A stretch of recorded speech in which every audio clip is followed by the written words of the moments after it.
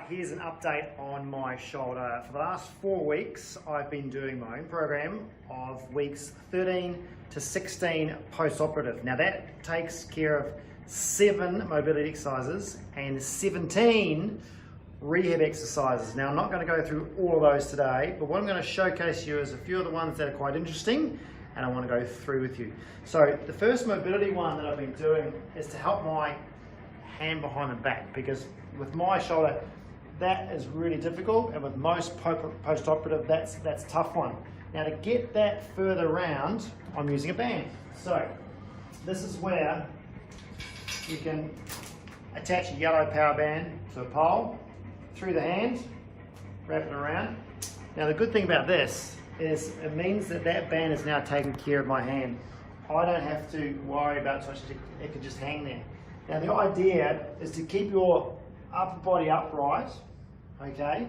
And as you go forward, the band takes your hand backwards, okay? To give you that stretch through the front of the shoulder to help you with hand behind back. But this hand is now going to come in here and lift that up. And that's where you work on how much lift you need. So I'm not fighting the band, I'm actually letting the band take me back. But what I am trying to do is keep this up, and I'm trying to keep this up. Now, for me, with my frozen shoulder, which is almost gone, this is really caning through here, but in a good way. And at this sort of stage, it's been nice and safe. Now, don't get me wrong, on weeks 13, when I started this 4-week program, that was so hard. But now I've got heaps more range. So it's taken 4 weeks to go from about here to about there.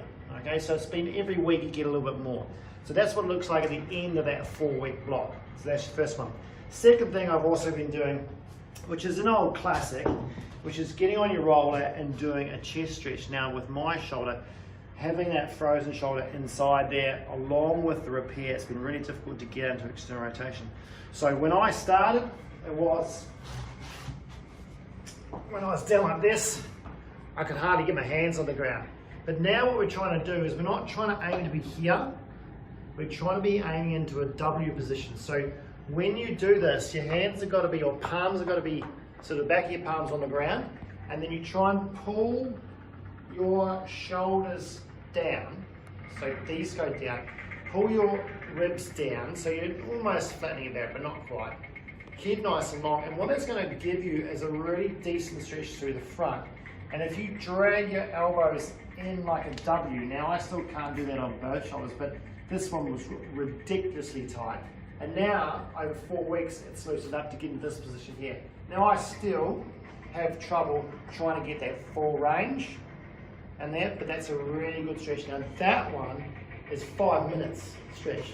When you get good at it, you could probably go to 10, but you want to be aiming to get not that position, you want to be doing that position. So it's a W position, which helps you with your external rotation and opens you up through all that muscle tissue and fascia through the front of the shoulder, okay? So those are your 2 mobility ones. And out of the 17 exercises in rehab for this 4-week block, I'm going to go through 4 exercises, a press, an external rotation, an internal rotation, and an abduction one. Let's have a look at the press one. Now, here's something I prepared earlier. When you're doing a 1-arm scat press, it is now down on an angle, like a 45-degree angle.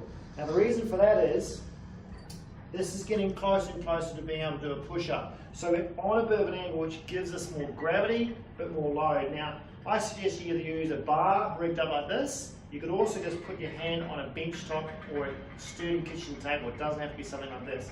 But what you're aiming for is a straight arm, doing a scat press in this position here, okay? So when you drop down, the load through the shoulder is greater than what you're doing on the wall and on the floor. It's a lot harder. Now obviously the further you step away, I mean I've got a wide stance here to keep it stable, but the further I step away, the harder it's going to be. Obviously the higher that bar is, the easier it's going to be.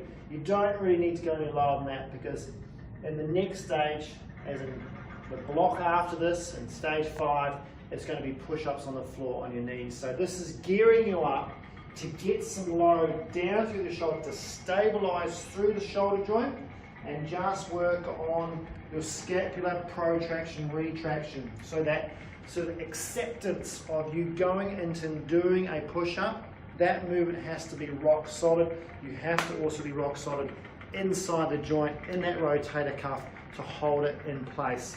That's a good entry point to do. So that's your press one. With external rotation, what I'm going to do is go up from what we call neutral or 0 to 45. Now a little wee tip on this one. When you're doing external rotation at 45 degrees, now I started off on red, 4 weeks ago, now I'm on green. So that's where you progress from red to green. So by week sort of 3 or 4, you should be on a green. So it's not down here, it's up at 45. Now the reason for that being is there's more load for the rotator cuff. I'm accessing more supraspinatus. Remember, that's the one that I've torn and been repaired onto the bone, so we need to train that one. But when I do this, to get it right, if you just do it that way, the band's going to change angles. So you need to rotate towards the band if you're doing external rotation, and I call that 45 degrees as well. So if your arm's out 45 degrees, you're also facing the band on a 45-degree oblique angle like that. So when you pull backwards in that position, then that line of pull is pretty good for the shoulder, okay? Now the hard thing about this is if you've got a really short band, it's going to be harder for you. So make sure that band has got enough length and you don't go too far back to make it too hard for yourself. So come in here, so there's a little bit of tension at the bottom, get that elbow out to 45 degrees, just straight out, sort of maybe a bit forward, not completely back, but forward like that. But this elbow's got to stay in one spot. So when you pull back, stabilize through your body, keep that elbow in one spot. Now you can see that I've warmed up enough. I don't have enough range here. I'm still struggling with my external rotation range. If you look on my right, you'll see that I've got that full 90-90, okay? So I'm up at 90 degrees at that point. Whereas this one,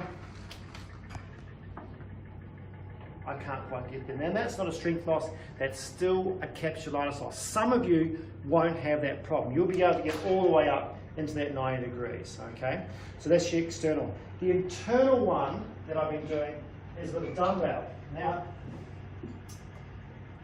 basically I started off with 2 kilos, okay? Now at home, if you don't have dumbbells, listen, what I used at home sometimes, if I couldn't find a dumbbell, was a battery drill. Now that sounds silly, but it's about the same weight and it works perfectly fine. Now what I've been doing is been doing it on a foam roller. So this is to help your internal rotation strength out at 45 degrees. It also helps with your mobility into external rotation. So when you do this one, I was out not 90, so 45, okay? 90 comes next week. This one is at 45. Then that is going to go, now it looks like you're going to external, but the load is for internal rotation. So you're going to go from sort of a little bit internal, you're going to roll that back into external rotation. Now the weight is going to help you with mobility, and the strength out there in that outer range is crucial for your shoulder stability. So doing this one really slow is going to really help your control mobility. Again, that wrist has got to stay straight. You can't have the elbow flying around mid-air. That's got to pivot on an imaginary axis, and you roll that backwards. Get as much stretch as you can. Work on that strength, that really weak outer range, and coming forward. Now that's really important for people who have had a subscap repair. So that one, you've got to go real careful on a subscap repair, but it's healed, it's just going to be super weak. So mine hasn't been repaired, my supus has been repaired, so I'm strong in that position. I've just got to worry about my mobility. Right, now the last one that I've been working on is also abduction range. Now this is tough, and what you'll need is a wall. So just any old wall will do. And you're going to do both arms at the same time. Now, what's handy is I can see myself in a mirror right in front of me. And what I can see is whether my arms are even or not. So what you're trying to do is be not quite locked onto the wall. Obviously your pelvis is on the wall, your shoulders are on the wall, and you're trying to keep upright as much as you can. Elbows and hands on the wall, and you're going to go out into abduction as high as you can go, and then down again. Now, the good arm is only goes as much as the bad arm. Now, what will restrict you is a bit of strength, but probably mobility range. You'll find it's so tight through there that that's what is going to stop you. Now, you've got to be careful you don't go into impingement and push the heck out of it and then jam that shoulder. This is specifically designed so you don't go and cheat and do that. So when I'm doing that, it's a lot different. I'm doing that, that's as hard as I can go. So what's happening when I go here and do it? I'm coming forward, okay? So I'm cheating there. I'm not strict in going that way, all right? And this is what a lot of people do. They'll sort of go, oh, I've got range above my head, and start doing weights, but they're actually internally rotated. They're not actually in a strict position here. So this is going to help you with making sure that you are staying true to how much range you've actually got. Now, on my right one, I've got about sort of 170 true. Now, so I step forward. When I go 180, I've obviously come forward into that plane that way. All right. So this one here, I've got about this much range by myself, but you can see I'm twisted. All right. So I'm cheating a little bit when I do that. So you've got to do both at the same time, and that'll stop you cheating, and that'll give you a really good benchmark to how much abduction you actually have based on your mobility through the joint, and that takes care of all your external rotation mobility as well. So it's a very, very important one to do way before you're going to even think about doing shoulder press down in week 20. Okay, so there's 6 exercises out of the 7 plus 17. There's a lot to go through. I just thought I'd show a few of those. See you next time.